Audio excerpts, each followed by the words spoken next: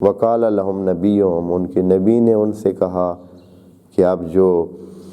ان آیت ملک ہی، اب جو آپ کے لیے ایک فرمان روا بنا دیا گیا ہے، تو اس کی ملکیت کی یا ملکیت کی، اس کی بادشاہی کی دلیل یہ ہے،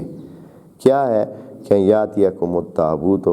وہ صندوق، التابوت یعنی وہ خاص تابوت، ہر تابوت ایسے نہیں کہ کوئی بھی صندوق آ جائے، نہیں، وہ خاص قسم کا صندوق، وہ آ رہا ہے، آئے گا آپ کے پاس، فیہ سکینۃ من ربکم، یہ دھیان رکھنا ہے یہاں ایک نقطہ یہ ہے کہ فیہ سکینۃ، اس میں آپ کے لیے بہت ہی سکون ہے، آرام ہے، اطمینان ہے آپ کے لیے، اور یہ کہہ کر کہ من ربکم، خدا کریم نے یہ بتایا کہ یہ نہیں ہے کہ کیونکہ آپ کی پہلے سے اس سے دلچسپی ہے، ایک نقطہ یہ ہے کیونکہ پہلے سے یہ لوگ خود سے ہی اس صندوق کو بہت اہمیت دیتے تھے، چونکہ یہ صندوق مربوط تھا جناب موسیٰ سے اور جناب ہارون سے، اور اس وقت سے انہوں نے پہلے اس میں اپنے جو وہ الواح تھیں، جو لوحیں تھیں، جو تختیاں تھیں جن پر تورات لکھی ہوئی جناب موسیٰ لے کر آئے تھے کوہ طور سے، آپ نے وہ یاد ہے نا آپ دوستوں کو، آیت کا حصہ ہے کہ وَأَلْقَى الْأَلْوَاحَ، وہ الواح یعنی وہ تختیاں جو جناب موسیٰ اٹھائے ہوئے تھے، آئے تو دیکھا سارے ادھر بچڑے کے سامنے گرے ہوئے ہیں، تو ان کو اتنا غصہ آیا کہ وَأَلْقَى الْأَلْوَاحَ، حضرت موسیٰ نے وہ جو تختیاں اٹھائی ہوئی تھیں پہلے تو ان کو سائیڈ پہ جو ہے نا وہ پھینکا،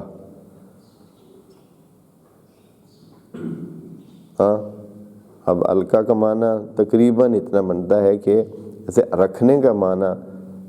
تھوڑا کم بنتا ہے، تھوڑا سا اس میں یہ چیز ہے کہ یعنی ایسے جیسے کہ بھائی جلدی میں کوئی چیز ایسے پھینکی جاتی ہے، تو اس طرح انہوں نے وہ اپنی الواح پھینکی ادھر،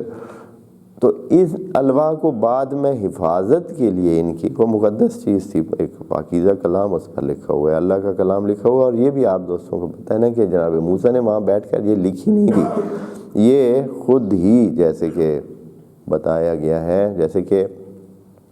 بائبل کا بھی اس طرح کہنا ہے کہ یہ خود اسی طرح انگریو تھی، یعنی اس میں تراشیدہ تھی، لکھائی اس پتھروں کے اندر لکھائی تراشیدہ ہوئی لکھائی تھی، کندہ کاری ہوئی تھی، اس طرح لکھائی ہو کر تورات کی آئی تھی، وہ اس طرح تھی، ایسے کسی پلیٹ پر یا کسی سلیٹ پر جو ہے وہ ایسے ہاتھ سے قلم سے لکھی ہوئی لکھائی نہیں تھی اس کے اندر وہ، اور یہ ایک علامت تھی خود اس کی کہ یہ آسمانی کتاب ہے، خود وہاں سے، نہیں تو یہ ممکن ہے وہاں یہ لوگ بول پڑتے کہ پتہ نہیں آپ کہاں سے یہ جو ہے لکھا ہوا کلام اس طرح ہاتھوں سے لکھا ہوا کلام لے آئے ہیں، تو خود اس کی لکھائی اس طرح پتھروں میں تراشیدہ اور